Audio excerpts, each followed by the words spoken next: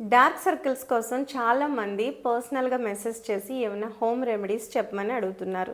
So మీ అందరి కోసం నేను ఇవాళ 2 రెమెడీస్ చెప్తున్నాను. First remedy, 1 spoon of potato juice తీసుకోండి and half spoon of coffee powder తీసుకోండి అండ్ పించ్ ఆఫ్ టర్మరిక్ తీసుకోండి.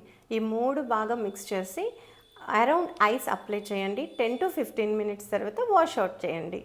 సో విజిబుల్ రిజల్ట్స్ కోసం 10 to 15 డేస్ పడుతుంది. Second tip, 1 spoon coffee powder తీసుకోండి అండ్ 1 స్పూన్ హనీ తీసుకోండి. స్మూత్ టెక్స్చర్ వచ్చేలాగా ఒక paste లాగా ఫామ్ అవుతుంది.